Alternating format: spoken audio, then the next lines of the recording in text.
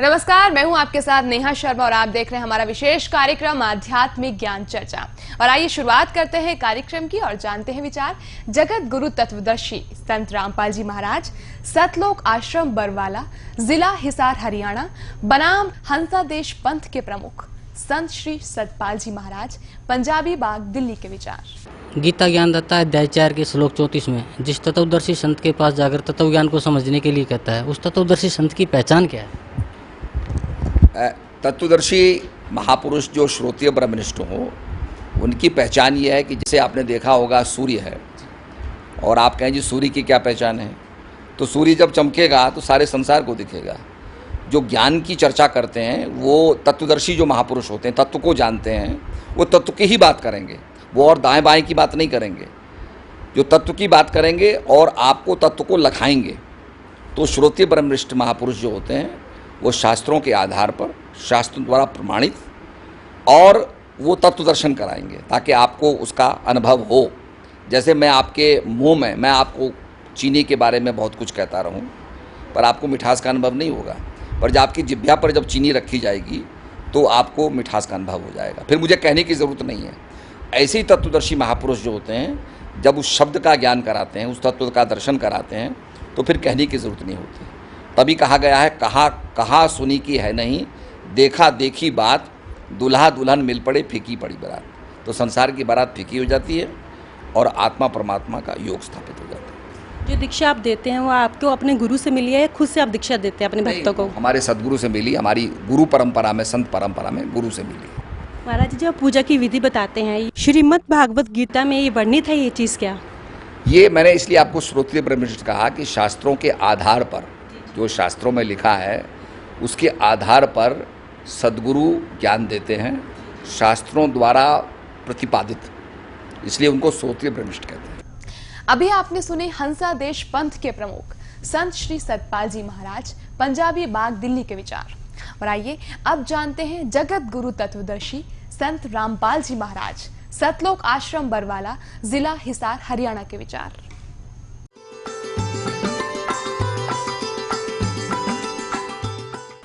सतगुरुदेव की जय। बंदी छोड़ कबीर परमेश्वर जी की जय। बंदी छोड़ गरीबदास जी महाराज जी की जय। स्वामी राम देवानंद जी गुरु महाराज जी की जय हो। गरीब नमो नमो सतपुरुष को नमस्कार, गुरु की नहीं, सुर नर मुनि जन साधुओं संतों सर्वस्दी नहीं। सतगुरु साहेब संत सब दंडोतम प्रणाम, आगे पीछे मध्य हुए तिनको जा कुर्बान। श्री सतपाल जी महाराज जी से प्रश्न किया गया कि तत्वदर्शी संत की क्या पहचान है। ये स्वीकार करते हैं कि तत्वदर्शी संत वो होगा जो सदग्रंथों के अनुसार ज्ञान देगा और भक्ति विधि बताएगा।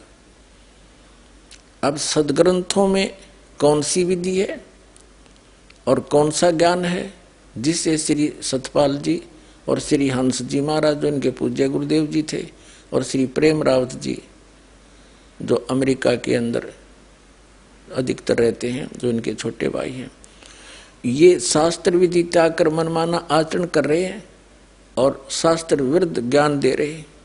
श्री ये कौन सा मंत्र देते? हंस मंत्र देते। हंस मंत्र श्रीमद् भगवत गीता में कहीं पर वर्णित नहीं है, वेदों में कहीं पर वर्णित नहीं है कि ये इस नाम से जीव का मोक्ष होगा। और देखिएगा गीत श्रीमद् भगवत गीता हमें कौन सा मंत्र जाप करने को कहते हैं और ये कौन सा जाप कराते रहे इनके पूज्य गुरुदेव जी, इन्हीं के पुस्तकों से देखिएगा। अब आदि नाम कौन सा है? जैसे सनातन, आदि मन सनातन मंत्र, सार नाम, सार शब्द गीता जी अध्याय नंबर 17 के श्लोक नंबर 23 में उस आदि नाम का संकेत है। ओम तत्सत इति निर्देश है ब्रह्मण तिर्विदय समर्थ है। ब्राह्मणा तेन वेदा च यगा च विहिता पुरा। ओम तय ब्रह्म का है, जो गीता जी अध्याय नंबर 8 के श्लोक नंबर 13 में कहता है कि ओम इति एकाक्षरम ब्रह्म व्यवहारण माम अनुसमरण यह प्रयाति तजन देहम स याति परमाम गतिम, मुझ ब्रह्म का, क्योंकि गीता ज्ञानदाता श्री कृष्ण में बोल रहा है, वो ब्रह्म जो विष्णु और ब्रह्मा और शिव जी के जो पिताजी हैं, उसने प्रतिज्ञा कर रखी है कि मैं कभी किसी के समक्ष अपने ओरिजिनल रूप में नहीं आऊंगा। इसलिए गीता जी अध्याय नंबर 7 के श्लोक नंबर 24-25 में कहता है कि ये बुद्धिहीन जन समुदाय मुझ अव्यक्तम व्यक्तिम आपनम मनन्ते अबुधा, मुझ अव्यक्त को मैं छुपा रहता हूं अपनी योग माया से, मैं किसी के समक्ष नहीं आता। और ये बुद्धिहीन मुझे मनुष्य रूप में श्री कृष्ण मान रहे होंगे, आई एम नॉट कृष्ण। वो तो कृष्ण में बोल रहे थे, फिर कृष्ण जी से बाहर निकलकर इतना स्वरूप दिखाया, कृष्ण जी दिखे नहीं अर्जुन ने, केवल वो उसका प्रकाश। ये कहते हैं भगवान ज्योति है, और अर्जुन ने भी भगवान की ज्योति देखी। अर्जुन ने तो ज्योति प्रकाश, उस ज्योत स्वरूप उस साकार भगवान को देखा था। उसके शरीर का प्रकाश था इतना, हजारों सूर्य जितना। उन ज्योति ज्योति थोड़ी देखी तो सारा कुछ देखा, उसे हाथों में देखा, आपके मुंह में ये सब जा रहे हैं, 1000 हाथ थे उनके, अन्यों के। अर्जुन ने भी गीता में भगवान की ज्योति देखी थी। भगवान अर्जुन ने तो साकार नर आकार, उसका प्रकाश में तेजों में शरीर युक्त देखा था। तो ये कहता है कि मैं कभी किसी के समक्ष नहीं आता। और गीता जी अध्याय नंबर 4 के श्लोक नंबर 5 और 9 में कहता, अर्जुन तेरे और मेरे बहुत जन्म हो चुके हैं, तू नहीं जानता मैं जानता हूं। मेरे जन्म और कर्म अलौकिक हैं। इसके कर्म अलौकिक कैसे हैं कि किसी के सामने नहीं आता। श्री कृष्ण में प्रवेश करके गीता का ज्ञान बोल दिया और यो महाभारत अनर्थ करवा दिया। श्री कृष्ण जी नहीं चाहते थे युद्ध, वो तो इतने नेक व्यक्ति थे, सतोगुणी युक्त थे, सतोगुण युक्त थे। उन्होंने तो यहाँ तक कह दिया था कि मैं हथियार नहीं उठाऊंगा, एक तरफ मेरी सेना होगी, एक तरफ मैं होऊंगा, और मैं हथियार भी नहीं उठाऊंगा, ऐसा जुल्म मैं नहीं करूंगा। बेमतलब लड़ रहे हो तुम। 2-3 बार शांति दूत बनकर गए उनको समझाने के लिए। तो जब अर्जुन ने देखा कि अब युद्ध करने का क्या फायदा, अपने भाई भतीजे रिश्तेदारों को मारूंगा, फिर खून से सने हुए यज्ञ इस राज्य को भोगूंगा। उसने यहाँ तक फैसला कर लिया था कि मैं तो भिक्षा मांग कर गुजारा कर लेंगे, और मैं तो ये चाहता हूँ कि सामने खड़े हुए कौरव मुझे मार दे, निहत्थे पर तीर मार दे, यो युद्ध मिट जा, अनर्थ खत्म हो जा, मेरे मरने के बाद पांडव युद्ध नहीं करेंगे। और उस समय श्री कृष्ण ने कहा तू लड़ ले, तू लट उठा और मार इनने, ये तो मार रखे। श्री कृष्ण जी तो तुरंत कह देते चल भाई वापस, ठीक है, क्या फायदा ऐसा जुल्म करने से, मैं पहले मना कर रहा था। तो उस समय ये काल प्रवेश कर गया उसके अंदर, श्री कृष्ण जी के अंदर। उसको मालूम था कृष्ण जी नहीं युद्ध होने देगा, ऐसा जुल्म नहीं होने देगा। तो इसके जन्म और कर्म ऐसे अलौकिक है। तो गीता जी का ज्ञान ये ब्रह्म बोल रहा है, इसको ब्रह्म बोलते हैं, सरपुरुष भी कहते हैं, इसको सरब्रह्म भी कहते हैं। श्रीमद् भगवद गीता अध्याय नंबर 15 के श्लोक नंबर 16 और 17 में 3 पुरुष हैं। पुरुष कहो, भगवान कहो, मालिक कहो, प्रभु कहो, ब्रह्म कहो, 3 ब्रह्म है। एक सरपुरुष और एक अक्षर पुरुष। सरब्रह्म कहो उसे, या सरपुरुष कहो, अक्षर पुरुष कहो दूसरे को, या अक्षर ब्रह्म कहो। और ये दोनों ही, और इनके अंतर्गत जितने प्राणी हैं, सरपुरुष और अक्षर पुरुष, और इनके अंतर्गत जितने भी प्राणी हैं, ये सभी नाशवान, इनकी जन्म मृत्यु होती है। ये स्वयं भी स्वीकार करता है, मेरे और तेरे बहुत जन्म हो चुके। सरपुरुष सरब्रह्म, इस ज्योत स्वरूपी निरंजन भी कहते हैं, इसको काल भी कहते हैं। इसके 21 ब्रह्मांड है। और दूसरा जो अक्षर पुरुष है उसके 7 शंख ब्रह्मांड है, नील पद्म शंख। और तीसरा गीता अध्याय नंबर 15 के श्लोक नंबर 17 में कहा कि उत्तम पुरुष है तू अन्य, इन दोनों से श्रेष्ठ परमात्मा और कोई और है, गीता ज्ञानदाता कह रहे। और वही तीनों लोकों में प्रवेश करके सबका धारण पोषण करता है, वो अविनाशी भगवान है, उसको परमात्मा कहा जाता है। तो यहां तो गीता अध्याय नंबर 8 के श्लोक नंबर 13 में गीता ज्ञानदाता कहता है मुझ ब्रह्म का, क्योंकि वो श्री कृष्ण में बोल रहा है प्रवेश करके, मुझ ब्रह्म का केवल एक वो मंत्र है, नथिंग एल्स। पूरी गीता जी में दूसरे मंत्र जाप करने का कोई प्रावधान नहीं है, संकेत नहीं है। तो वो तो है ब्रह्म का, सरपुरुष का। और ब्रह्म की साधना से, ओम जाप करने से ब्रह्मलोक प्राप्ति होती है। गीता अध्याय नंबर 8 के श्लोक नंबर 16 में कहा कि ब्रह्मलोक पर्यंत भी वहां गए हुए प्राणी भी फिर पुनर्जन्म आते हैं। यानी ये पूर्ण रूप से मोक्ष नहीं हुआ, परम शांति प्राप्त नहीं हो सकती जब तक जन्म मृत्यु कंप्लीटली नहीं समाप्त होगी। उसके लिए गीता ज्ञानदाता कहता है 18वें अध्याय के 62वें श्लोक में कि अर्जुन तू सर्वभाव से उस परमेश्वर की शरण में जा, उसकी कृपा से तू परम शांति को और सनातन परम धाम को प्राप्त होगा। और उसके लिए उसने ऑप्शन बता दिया कि तत्वदर्शी संतों की खोज कर ले, उसके कंप्लीट ज्ञान को, संपूर्ण ज्ञान को और संपूर्ण मंत्र भक्ति विधि को मैं नहीं बता सकता, ना मैं जानता। वो तत्वदर्शी संत बताओगे, उनसे खोजो, उनसे पूछो। और गीता अध्याय नंबर 15 के श्लोक नंबर 4 में कहा कि तत्वदर्शी संत की प्राप्ति के उपरांत परमेश्वर के उस परम पद की खोज करनी चाहिए जहां जाने के बाद साधक फिर लौटकर कभी संसार में नहीं आते। और जिस परमेश्वर ने सारे ब्रह्मांडों की रचना की है, यानी संसार रूपी वृक्ष की प्रवृत्ति जिससे विस्तार को प्राप्त हुई है, अर्थात जिसने सारे ब्रह्मांडों का विस्तार किया है, और मैं उसी की शरण में हूं, केवल उसी की भक्ति करनी चाहिए और की नहीं। अपने भी मना कर दी उसने। अब उसके मंत्र कहाँ बताए हैं? गीता जी अध्याय नंबर 17 के श्लोक नंबर 23 में ओम तत्सत इति निर्देश है ब्रह्मण त्रिविध समर्थ है।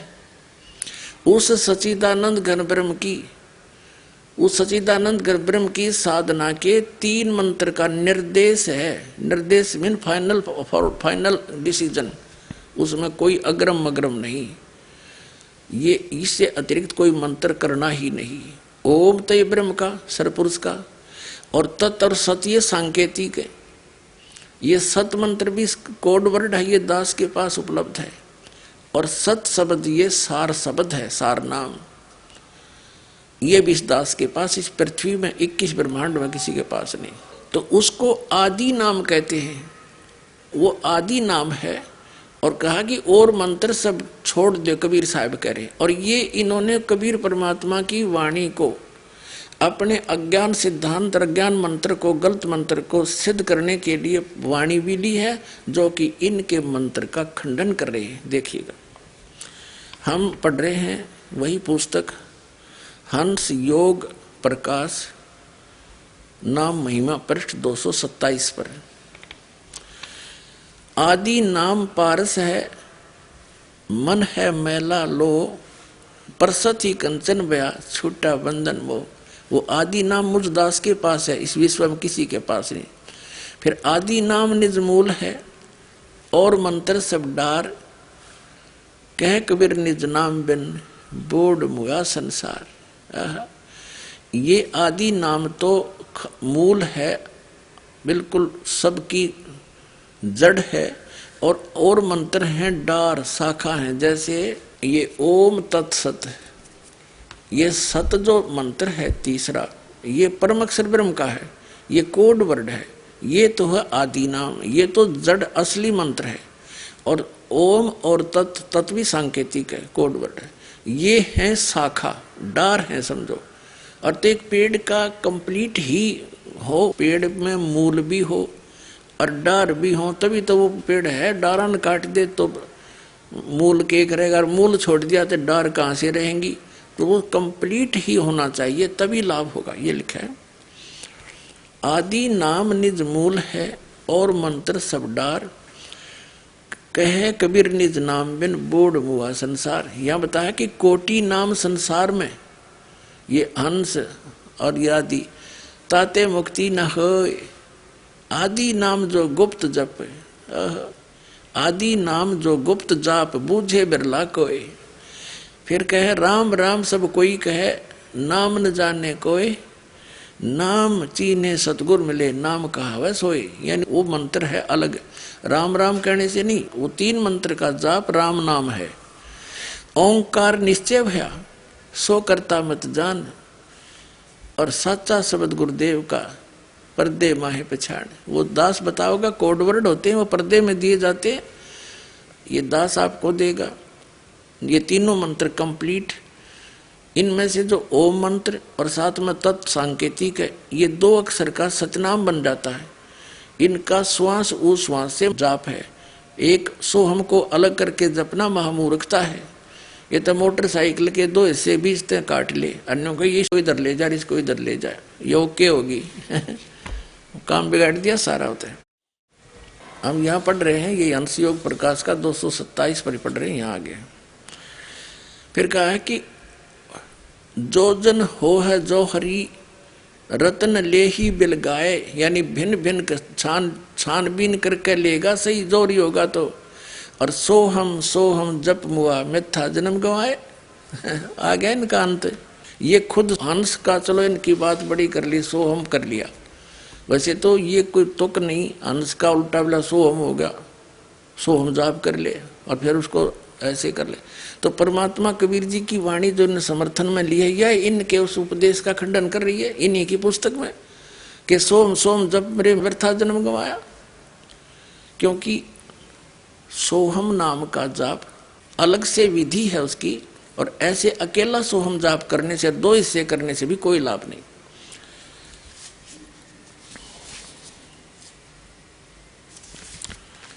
अब ये क्या बताते हैं, अन्य क्रियाएं बताते हैं। एक प्रकाश क्रिया, आंखें बंद करके प्रकाश देखे और कान बंद करके धुन सुने, और जीव्या को उलट के तालू पे ला ले। तीसरा अमृत क्रिया के इनका अकल है ये। कहते फिर तालू पे से कुछ टपकने शुरू हो जाएगा, न तो मुंह में सारे में लाल भरी है, राल ये सारे टपके।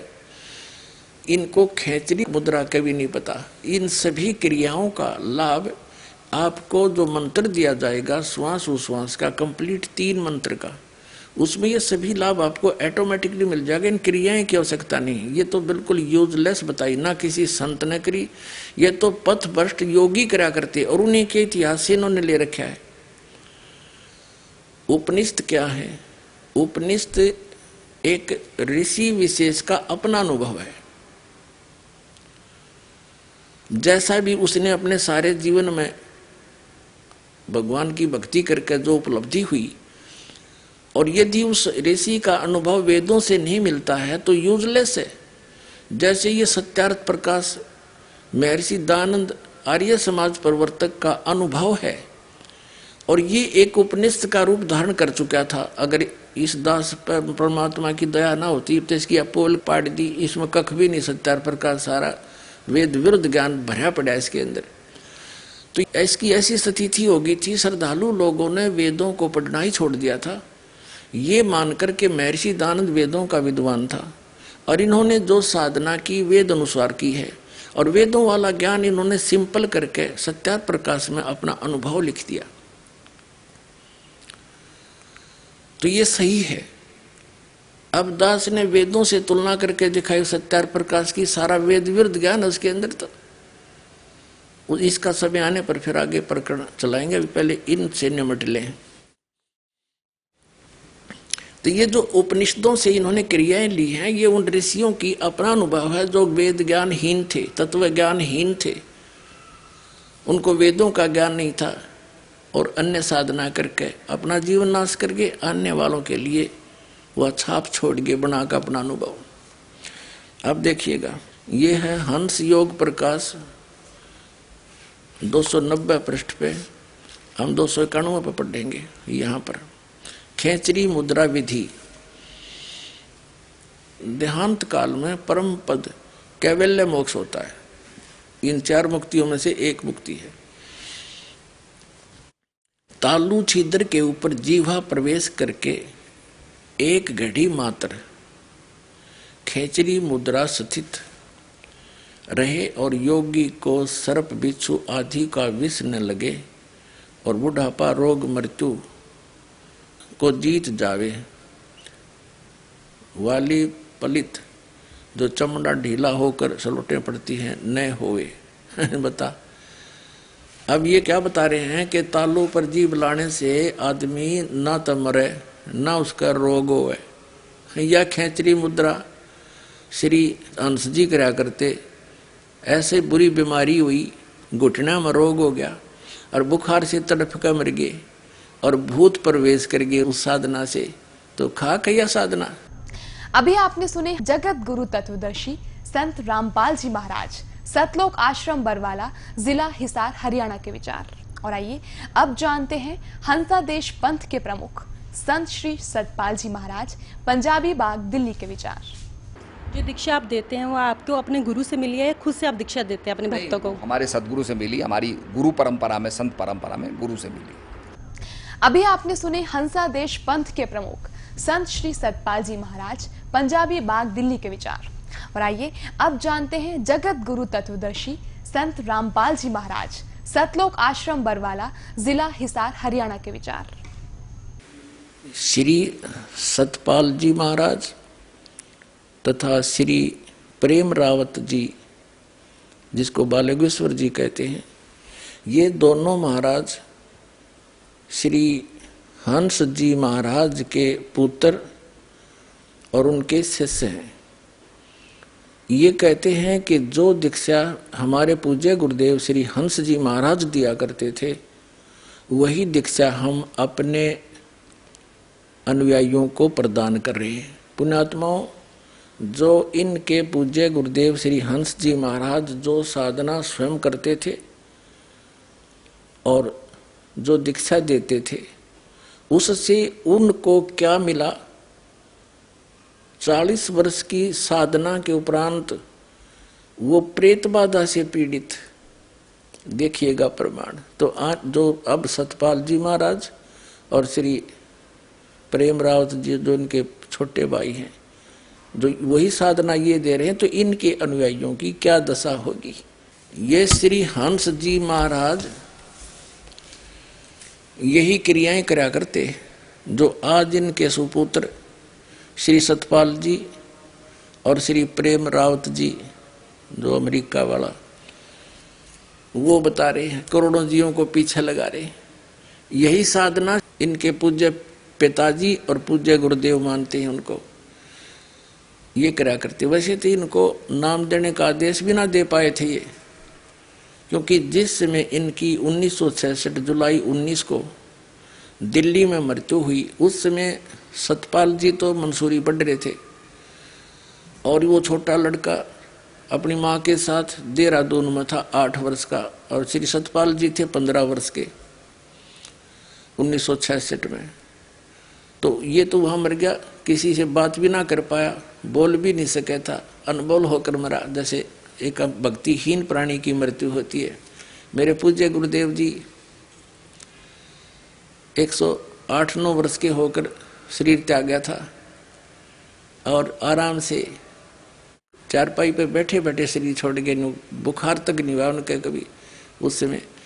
और मेरे दादा गुरुदेव जी थे, वह भी ऐसे ही बैठे थे, बैठे बैठे शरीर छोड़ गए, कुछ दिक्कत नहीं हुई उनको। और कबीर परमात्मा थे, सह शरीर आए थे, सह शरीर लाखों लोगों के सामने ऐसे गए थे। और भी यहाँ बहुत से भक्त ऐसे हैं जो ऐसे बात करते करते चुप ही चले जाते हैं। तो कहने का भाव ये है कि जो साधना ये कर रहे हैं, ये किसी भी काम की नहीं है। इस साधना के करने से स्वयं श्री हंस जी महाराज प्रेत बाधा से पीड़ित हुए, तो खा गया भक्ति। देखिएगा, ये पुस्तक है अमृत के कलश, ये संपादक चमनलाल टंडन, MA M.Ed, दिल्ली विश्वविद्यालय। ये कहाँ से छपी है, किसने प्रकाशित की है? मानव उत्थान सेवा समिति, प्रधान कार्यालय 2/12, पंजाब विभाग, नई दिल्ली में। मुद्रक photo composing, Rajeshwari photo setters private limited, 2/12, Punjab विभाग, नई दिल्ली से। अब इसका दिखाते हैं आपको। ये इसके पृष्ठ नंबर 61 पर आप पढ़िए।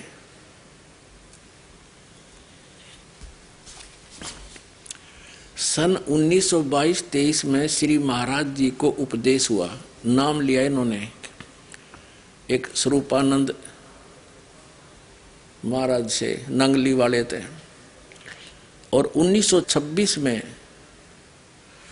गुरु महाराज ने उन्हें उपदेश देने की आज्ञा दे दी। उपदेश प्राप्त करने के पश्चात श्री महाराज जी गुरु महाराज की शरण में रहकर उनकी आज्ञानुकूल साधना में प्रचार में अपना जीवन को लगा दिया। उपदेश के पश्चात श्री महाराज जी ने अपने गांव के पास उत्तराखंड की तपोभूमि में कई वर्ष कठोर तप और भजन किया। मानव उत्थान सेवा समिति श्री सतपाल जी महाराज की प्रेरणा से हंस स्मृति में वहां एक स्मारक बनाने का फैसला कर चुकी है। अब हम ये बताना चाहते हैं, कठोर तप किया और भजन किया। क्या तप किया और कौन सा भजन किया? गीता जी अध्याय नंबर 17 के और श्लोक नंबर अभी दिखाता हूं, क्योंकि ये रह कर एक मरना पड़ेगा, जब भी पुराना पेंट उतरेगा और तब ओरिजिनल टेकेगा। अब दिखाते हैं गीता जी अध्याय नंबर 17 में और श्लोक नंबर ये दिखाते हैं आपको। उसमें कहा, ये देखिएगा, श्रीमद् भगवद गीता, गीता प्रेस गोरखपुर से प्रकाशित है, जयदयाल गोविंद का इसके अनुवादक है। 17वें अध्याय का ये 5 से शुरू करते हैं। ये 5वां श्लोक है। जो मनुष्य शास्त्र विधि से रहित केवल मन कल्पित घोर तप को तपते हैं, दंभ और अहंकार से युक्त, कामना आसक्ति और बल के अभिमान से युक्त हैं। ये 6 में 5वां आपने पढ़ लिया।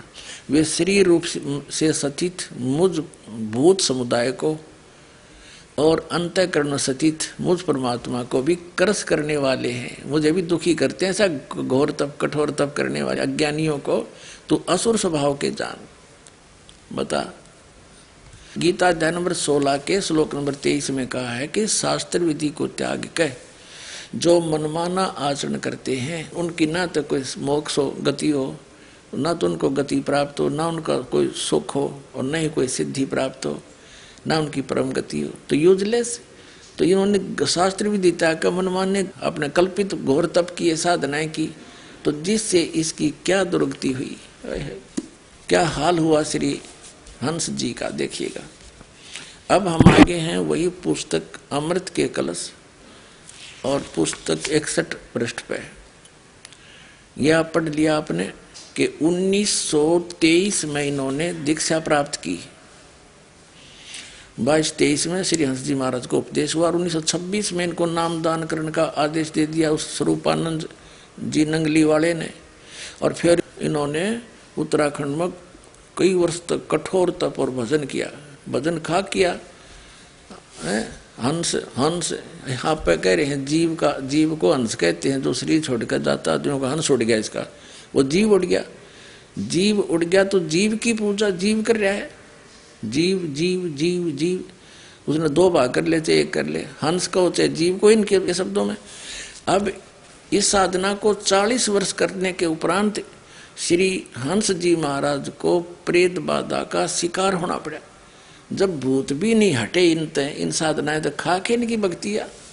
अब देखो इसके 383 पृष्ठ पे, ये अमृत के कलश पुस्तक चल रही है, 383 पृष्ठ पे। 1963 में, 1923 में नाम लिया, 1963 में 40 वर्ष के उपरांत कुछ लोगों ने 1963 में कुछ लोगों ने महाराज जी पर झूठे मुकदमे कर दिए। नाना प्रकार के झूठे इल्जाम उन पर लगाए गए। फिर महाराज जी को कचहरी में बुलाने के लिए एवं उनका निरादर करने के लिए, मान हानि करने के लिए बहुत से षड्यंत्र रचे गए। श्री महाराज जी उन दिनों बंबई में थे।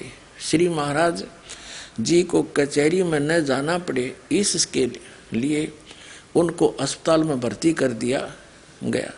जब महाराज जी ने कहा कि तुम मुझे अस्पताल में क्यों दाखिल कर रहे हो, तो कहा कि महाराज जी आपके नाम के सम्मन जारी हो गए हैं और आपको दिल्ली कोर्ट में बुलाया है। महाराज जी ने कहा लेकिन मैं बीमार तो हूं नहीं, यह तो झूठ ही होगा, तब जब डॉक्टर आएंगे और मुझे देखेंगे तो कहेंगे कि इन्हें तो कुछ है ही नहीं, मैं जूठा पड़ जाऊंगा। सुबह महाराज जी को भर्ती किया गया। शाम को डॉक्टरों ने आकर महाराज जी को देखना था। जैसे ही महाराज जी लेटे तो महात्मा रामानंद जी भी साथ ही उसी कमरे में लेट गए नीचे।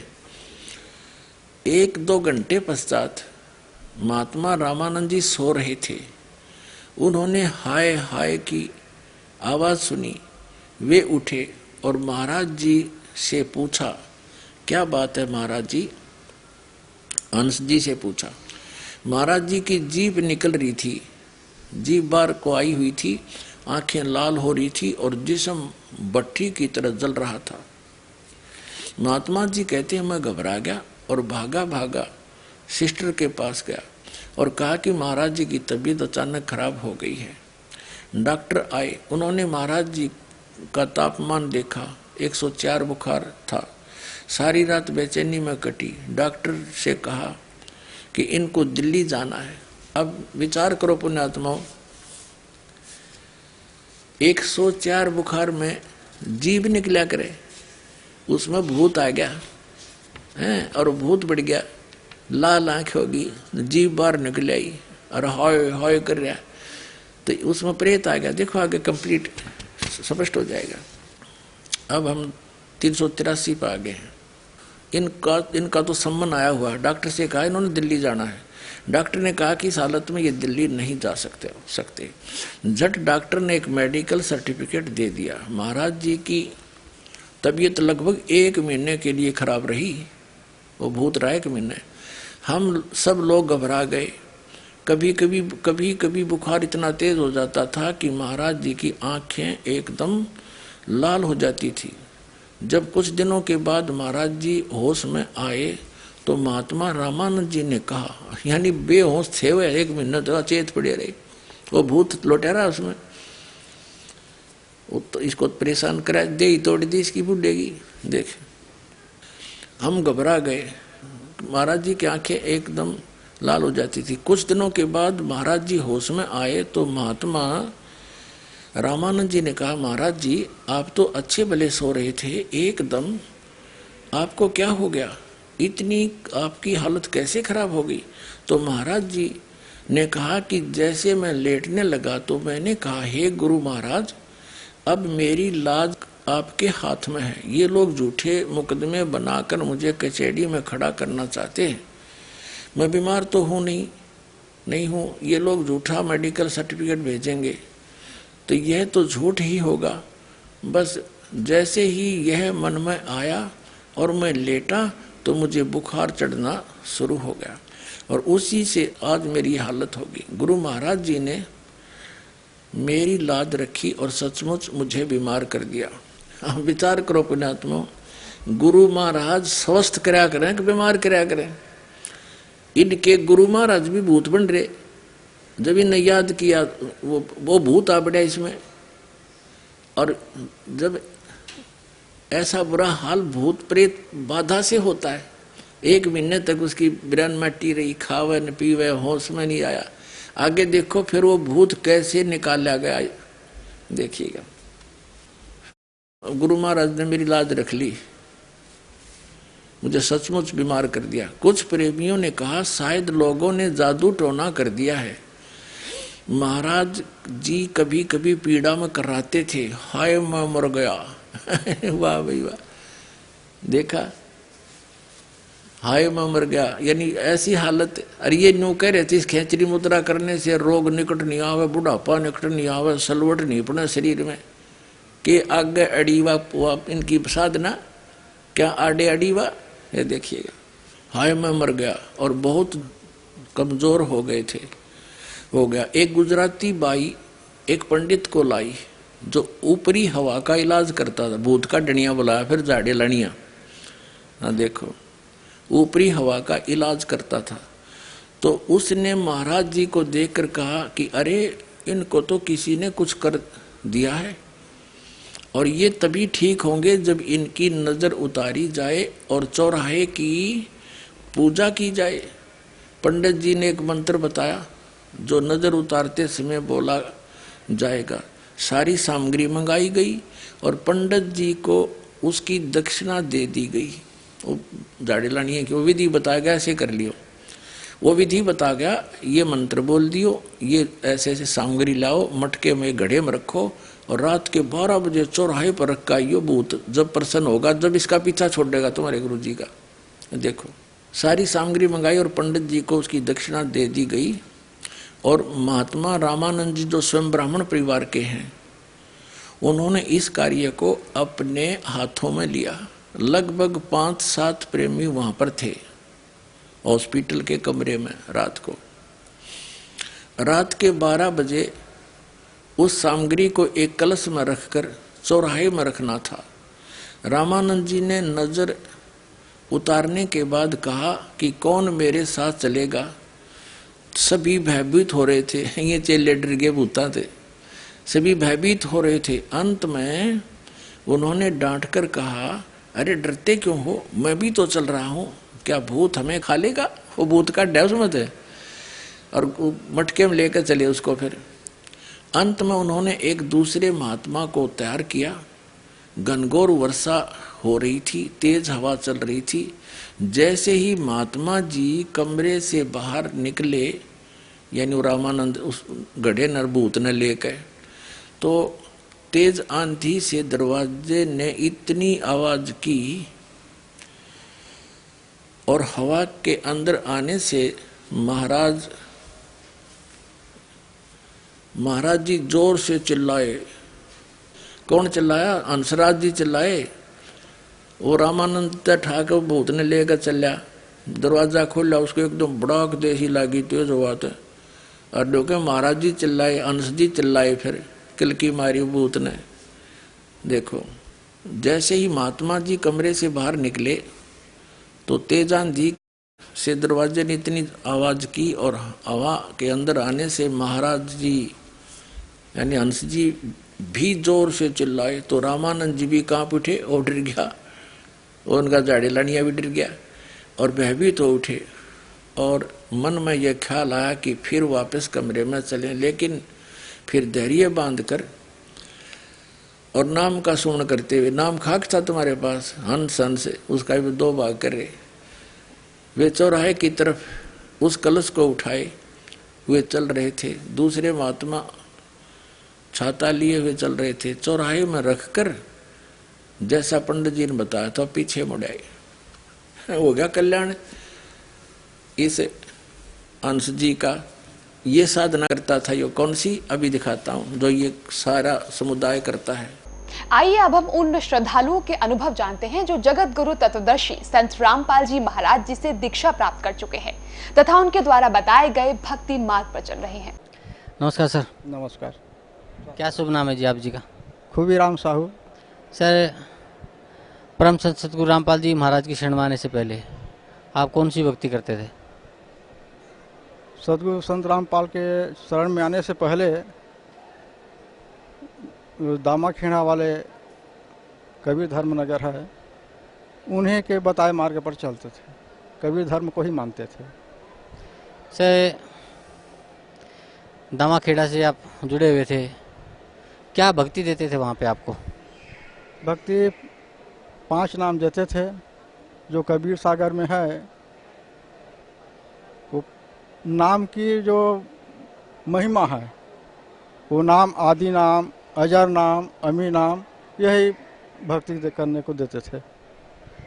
तो जो 5 नाम का आप सुमन करते थे, आदि नाम, अजर नाम, अमी नाम, पातालेश्वर, संधु नाम, इन सब नामों का आप सुमन करते थे, उस भक्ति से आपको क्या लाभ मिलता था? उस भक्ति से तो कुछ भी लाभ नहीं मिला, बल्कि और तकलीफ दिनों दिन बढ़ता ही गया।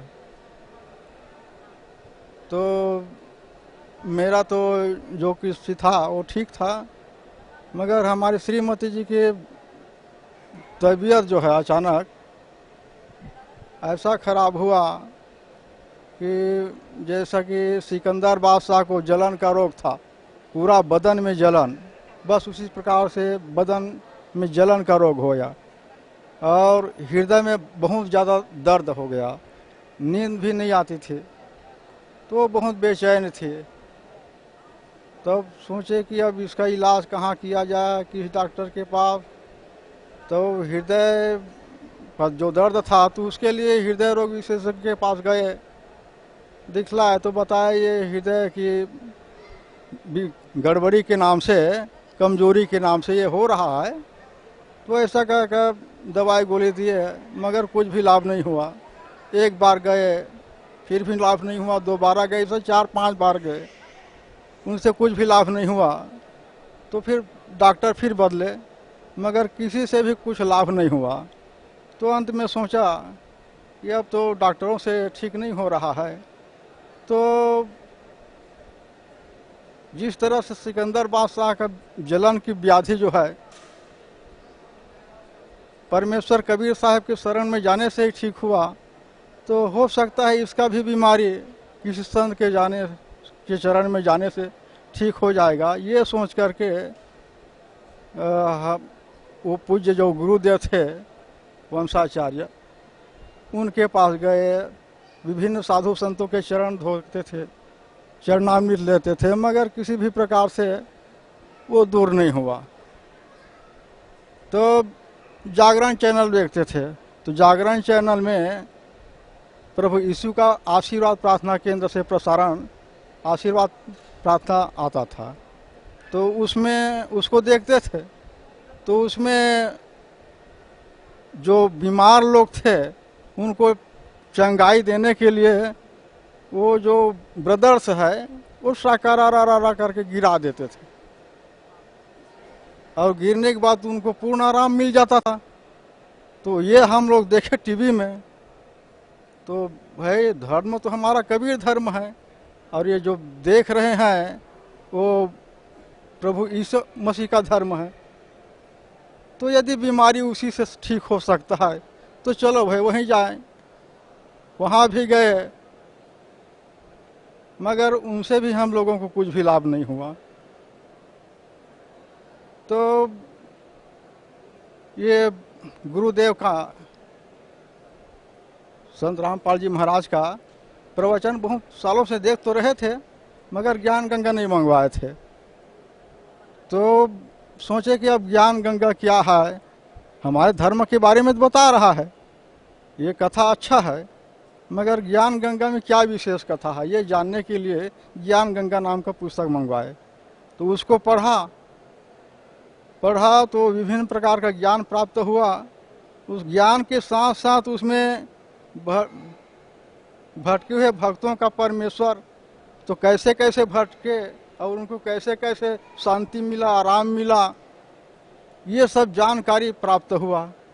तो हम सोचे कि कथा तो बहुत दिनों से सुन रहे हैं संत रामपाल जी महाराज का, तो बीमारी तो नहीं कट रहा है श्रीमती जी का, तो हो न हो यदि इसी के द्वारा कर जाए तो बहुत अच्छा है। ये सोच करके हम लोग सतलोक आश्रम बरवाला आए। तो आए, नाम लेने के बाद गुरु जी से अर्जी विनती किए कि हे गुरुदेव, ये शरीर में जलन करो, हृदय में बहुत दर्द और नींद नहीं आने, ये सब बीमारी है। डॉक्टरों से इलाज करवाया, कुछ भी आराम नहीं हुआ। साधु संतों के चरण धोए, संत महंत के, फिर भी आराम नहीं हुआ। तो गुरु जी ने आशीर्वाद देते हुए कहे कि बेटा आज से अब आराम लग जाएगा, कुछ भी तकलीफ नहीं रहेगा। उस दिन से प्रतिदिन 60 रुपये 70 रुपये की दवाई गोली खाने पर आधा 1 घंटा मुश्किल से नींद पड़ता था। वो सब दवाई गोली सब बिल्कुल बंद हो गए उसी दिन से। जिस दिन आशीर्वाद दिए उस दिन से आज तक बिल्कुल बंद हो गया। तो अब यहाँ कुछ नियम है, उसकी जानकारी नहीं होने के कारण 1-2 नियम खंडित हो गया। कुछ दिन के बाद फिर दर्द शुरू हो गया। तब याद आया कि ये तो मना किए थे ऐसे ऐसे करना, किसी का प्रसाद नहीं खाना है, किसी को दहेज नहीं देना है। तो अब ये हम सोच रहे थे कि दहेज अपनी लड़की के बारे में नहीं देना है, किसी मेहमान के आग्रह है, निमंत्रण, तो चलो दे दिया जाए 10-5, ये सोचकर कुछ गिफ्ट दे देते थे। तो उसकी वजह से फिर शुरू हो गया दर्द। तो जब दर्द शुरू हो गया, व्याकुल हो गया, तब हम सोचे कि ये नाम जरूर खंडित हुआ होगा, इसलिए ये दर्द फिर हो गया। तो घरे से अर्जी विनती किए कि हे गुरुदेव, आप हमारे अपराध को क्षमा कीजिए, हमसे जरूर गलती हुआ है। यह सोचकर घरे में अर्जी विनती की है और आने के लिए उसी दिन तैयार हुए। तो जब तैयार हुए बस आधा घंटा के अंदर ही उसका जो दर्द था वो बिल्कुल बंद हो गया, आने के नाम से ही। तो यहाँ आकर गुरुजी से अर्जी विनती की कि हे गुरुदेव, हम लोग ऐसे ऐसे गिफ्ट दे दिए, कुछ मेहमान का निमंत्रण आया था उसमें। तो गुरुदेव बताया, नाम बेटा नाम खंडित हो गया है, फिर से नाम ले लो। तो नाम ले और बताया कि आपसे जो दर्द फिर हुआ है वो अब नहीं होगा, अब नियम से रहना, ऐसे बताए। उस दिन से आज तक बड़ा सुखपूर्वक से वो रह रही है, किसी भी प्रकार का तकलीफ नहीं है। सर, पहले आप भिन्न भिन्न संतों के पास रहे, फिर दामा खेड़ा से नाम उपदेश लिया, भक्ति की, लेकिन फिर भी आपकी जो भगतमती है उनके जलन का रोग ठीक नहीं हुआ। फिर परम संत सतगुरु रामपाल जी महाराज की शरण में आप आए और उनके आशीर्वाद मात्र से ही आपकी पत्नी का जलन का रोग ठीक हो गया। तो सर, भगत समाज को आप क्या संदेश देना चाहते हैं? मैं भगत समाज को यही संदेश देना चाहता हूँ कि सभी प्रकार से अपना कल्याण चाहने के लिए, आर्थिक, शारीरिक, मानसिक और परमार्थिक सभी प्रकार के सुख चाहने के लिए, मोक्ष चाहने के लिए, तन मन धन से सुखी रहने के लिए भी ये सदगुरु संत रामपाल जी महाराज जी का शरण बहुत अच्छा है और मोक्ष प्राप्त इसके सिवा और किसी में नहीं हो सकता। इसलिए दोनों ही तरीका से सदगुरु संत रामपाल जी के महाराज के शरण बहुत लाभदायक है। इसलिए सभी भक्त समाज जो भी मान रहे होंगे उस धर्म को त्याग करके सदगुरु संत रामपाल जी के शरण में आकर नाम दीक्षा लेकर अपना कल्याण कराए। मैं यही भक्त समाज को कहना चाहता हूँ। धन्यवाद आपका, बहुत बहुत धन्यवाद। बहन जी नमस्कार। नमस्कार। सत साहेब। क्या शुभ नाम है बहन जी आपका? मेरा नाम समझाना काफली, नेपाल से। बहन जी, परम संत सतगुरु रामपाल जी महाराज की शरण में आने से पहले आप कौन सी भक्ति करते थे? मैं वही परंपरागत साधना, जैसे ब्रह्मा विष्णु महेश दुर्गा और गणेश की साधना। बहन जी, ये सब ब्रह्मा विष्णु महेश दुर्गा गणेश जी की आप साधना करती थी, उस भक्ति से आपको क्या लाभ मिला? कुछ नहीं, उससे कहूँ तो कुछ भी नहीं मिला था। बहन जी, परम संत सतगुरु रामपाल जी महाराज की शरण में आप कैसे आए? परम संत सतगुरु रामपाल जी गुरु महाराज की शरण में मैं कैसे आई ये कहने के लिए थोड़ा मुझे अपने कहानी पर जाना पड़ेगा। बचपन से मेरे घर में जो तनाव, झगड़ा व गरीबी देखती थी। मेरे पिताजी जो शराब पीते थे बहुत ही, और मेरे घर के गरीबी हालत, इन सब के कारण मैं बहुत दुखी होती थी और घंटों भगवान के फोटो के सामने जाकर रोती थी। वह मंदिर जाती थी, फिर भी भगवान के सामने बैठकर रोती थी और बोलती थी कि भगवान आप कहाँ हो, यदि हो तो आ जाओ और हमारी मदद करो।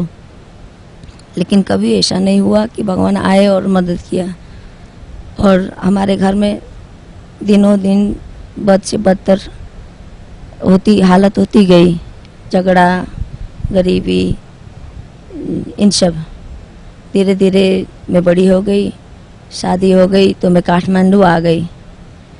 उसके बाद इधर घर में मेरे बड़े भाई साहब जो राम कुमार काफले उनका नाम था, हाल में वो भक्त रामदास हो चुके हैं, ने पिताजी का वही जगह ले लिया। वो पशुओं की तरह हो गए। रात दिन शराब पीना, मांस मछली, सिगरेट, तम्बाकू, गुटखा, ये सब खाकर घर में झगड़ा करना और घर को नर्क बनाना, जैसे कि माहौल नर्क हो गया। सुनती थी तो बहुत दुख होता था। फिर भी उस समय भी भगवान ही खोजती थी, बोलती थी कि भगवान अगर तुम हो तो क्यों नहीं हमारे मदद करते और आते। उस वक्त भी बचपन से जवान होने तक और बड़े होने तक भगवान की ही तलाश और व्रत और उपासना ये सब बेकार हो रहे थे। और एक दिन वैसे ही मैं सुनी कि मेरे बड़े भाई साहब राम ओ बरवाला आश्रम, सतलोक आश्रम बरवाला आ गए और मंत्र उपदेश लेके चले गए संत सतगुरु रामपाल जी गुरु महाराज की चरण कमल से। तो उसके बाद वो सुधर गए हैं, बदल गए हैं। लेकिन मुझे पहले तो विश्वास नहीं हुआ, क्योंकि जब से मैंने देखी थी कि वो इस हालत में थे कि मैं कभी कल्पना भी नहीं कर सकती थी वो बदलते हैं। और फिर भी दिन हफ्ता महीना हो गया और मैं सुनती रही, देखती रही कि वो बदल गए हैं। मैं विवश हो गई उनकी घर की आर्थिक हालत देख के, और उनका सुधरा हुआ हालत देखकर मुझे विवश होना पड़ा कि क्यों और कैसे हुआ, क्या हुआ। उन्होंने बोला था जब से वो सुधर के आ गए तो हमेशा से हमें बोलने लगे कि मैं तो भटका हुआ था, अंधेरा में था, सचमुच में वहाँ परमात्मा बैठे हुए हैं, भगवान बैठे हुए हैं, उनके आशीर्वाद में शक्ति है, वो कुछ कर सकते हैं, वो कुछ भी कर सकते हैं, मुझ जैसे को सुधार सकते हैं।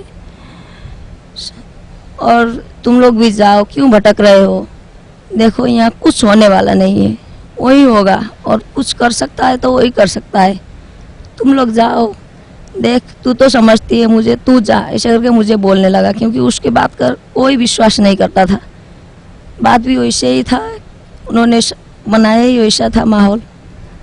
फिर उन्होंने मुझे आध्यात्मिक ज्ञान गंगा और कुछ सीडी वो भेज दिए। तो मैं शुरू में पढ़ने लगी, देखने लगी, कुछ समझ में नहीं आया, और फिर 2-13 कर देखने लगी तो कुछ समझ में आने लगा। और धीरे धीरे 5-6 बार देखने से पता चला कि कुछ बात है इसमें। तो मुझे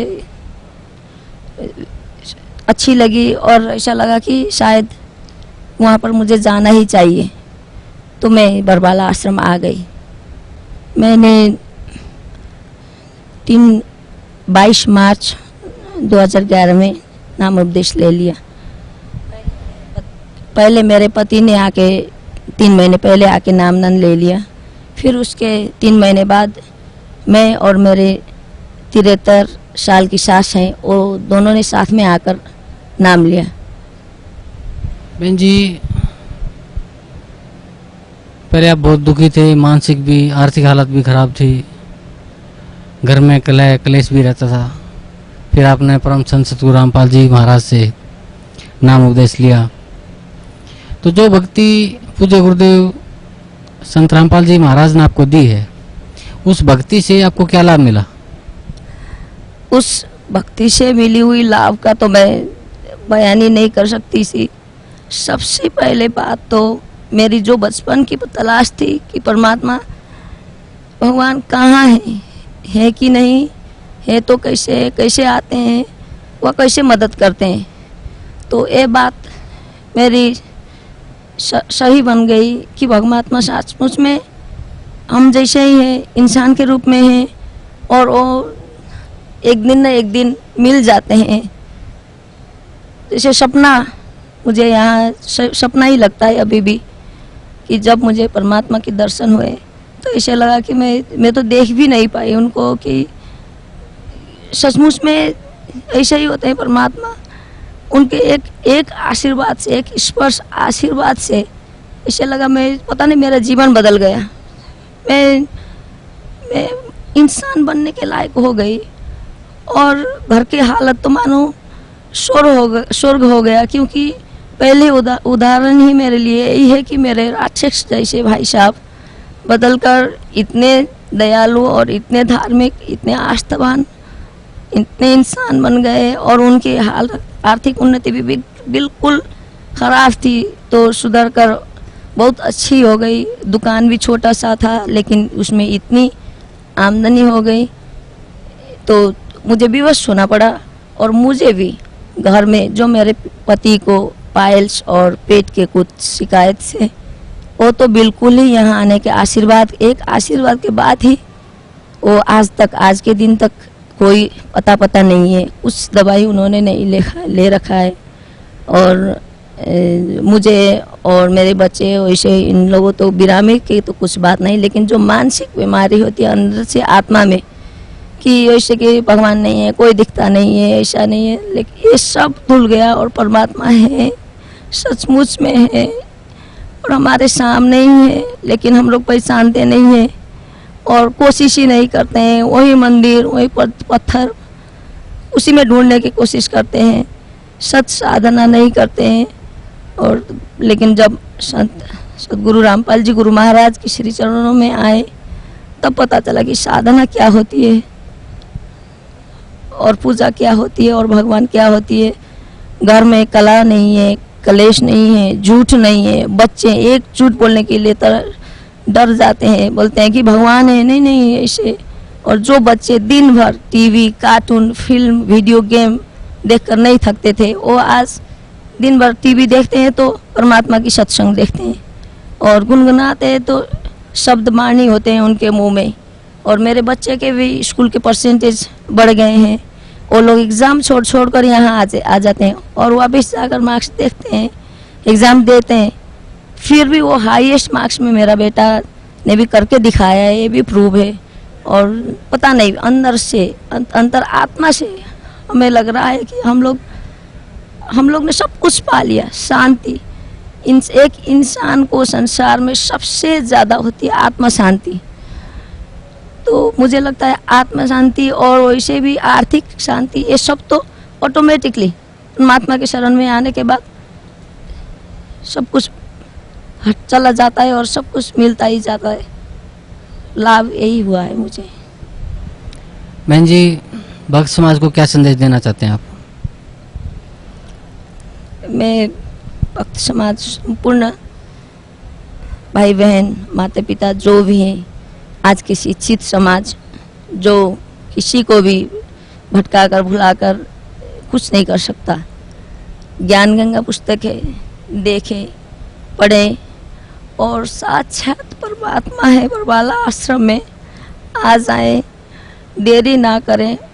आपने आत्मकल्याण कराए, दुख, रोग, शोक, भोग ये तो ठीक होने ही होने हैं। क्यों में इसमें कोई दो मत नहीं है कि वो कुछ ना करके दिखा सके। वो चमत्कार कर सकते हैं क्योंकि वो भगवान हैं और उन्होंने कर दिखाया है। मैं अपने मुंह से नहीं कहना चाहती हूँ सब बातें। वो खुद आके देखें, समझें और अनुभव करें और अपने ज़िंदगी में लाभ उठाएं, वरना सिर्फ पछतावा के सिवा कुछ नहीं ले जाएगा। और मैं चाहती हूँ यहाँ आकर दुख, सुख, समृद्धि, आरोग्यता के साथ साथ सतलोक गमन की भी प्राप्ति करें। सच्चा है। जी धन्यवाद बहन जी, बहुत बहुत धन्यवाद आपका।